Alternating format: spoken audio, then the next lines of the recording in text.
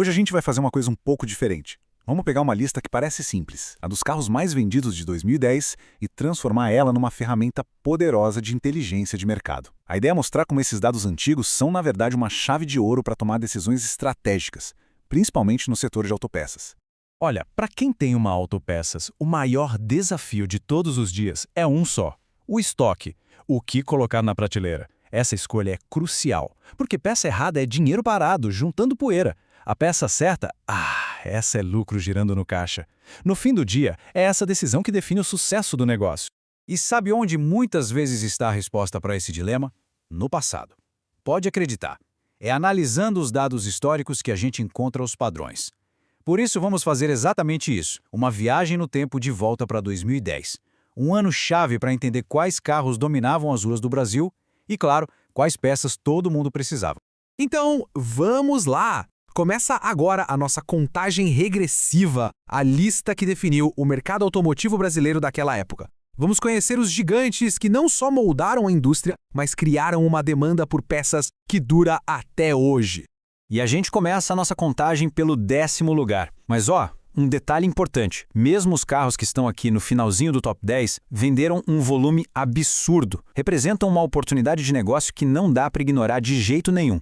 Na 10ª posição, temos o Volkswagen Voyage, com mais de 82 mil unidades vendidas.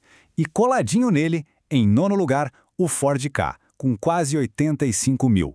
A gente já começa vendo uma briga boa entre dois modelos super populares, mostrando a força da Volkswagen e da Ford no segmento de entrada.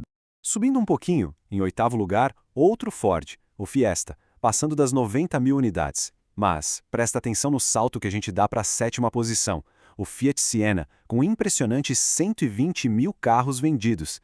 É a Fiat mostrando sua força total no segmento dos sedãs compactos. E a disputa continua acirrada. Em 6º lugar, o GM Classic, um verdadeiro guerreiro das ruas, com 122 mil unidades. E para entrar no top 5, mais um da Fiat, o Palio, superando a marca de 137 mil. Uma batalha clássica entre GM e Fiat nesse segmento. Ok, agora o negócio fica realmente sério.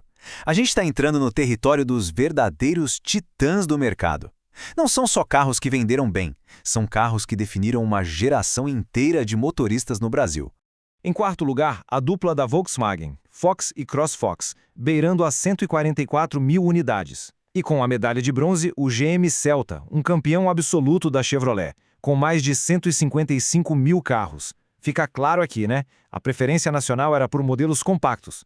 Mas a grande história de 2010, o ponto alto daquele ano se resume a uma batalha épica. Uma disputa entre duas lendas, dois nomes que nem precisam de apresentação. A briga pelo topo foi, sem nenhum exagero, monumental. Antes de revelar o nome, vamos olhar só para o número. 229.300 unidades. É um volume tão gigantesco que em qualquer outro ano provavelmente garantiria o primeiro lugar com muita folga. E o dono desse número espetacular foi o Fiat Uno, um carro que se reinventou naquele ano e conquistou o Brasil, garantindo uma mais que merecida medalha de prata com desempenho de venda simplesmente incrível. Se o número do 2º lugar já impressionou, olha só o do campeão. Quase 300 mil carros. Mais precisamente, 293.762. A liderança não foi só grande, foi indiscutível. E o rei das ruas em 2010, o campeão absoluto, sem nenhuma surpresa para muita gente, foi ele, o Volkswagen Gol.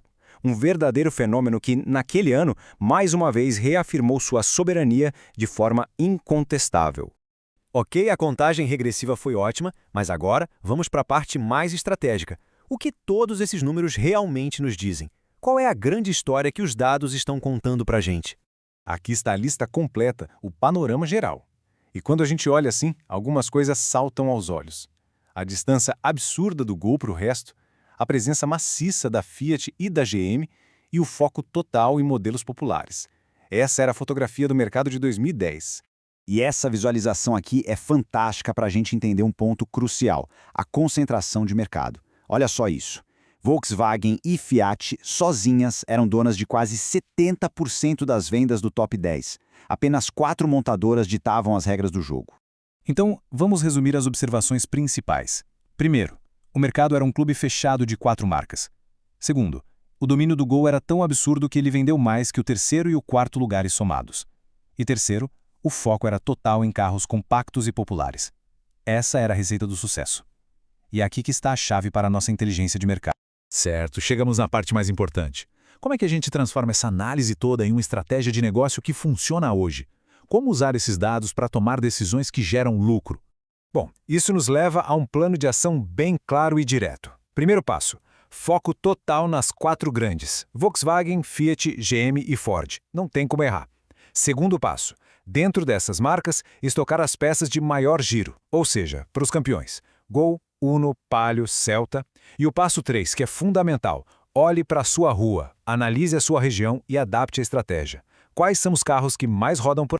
No fim das contas, a grande mensagem é esta: entender o passado não é só aula de história, é estratégia pura. Esses dados são como um mapa do tesouro, que mostra exatamente onde a demanda esteve concentrada.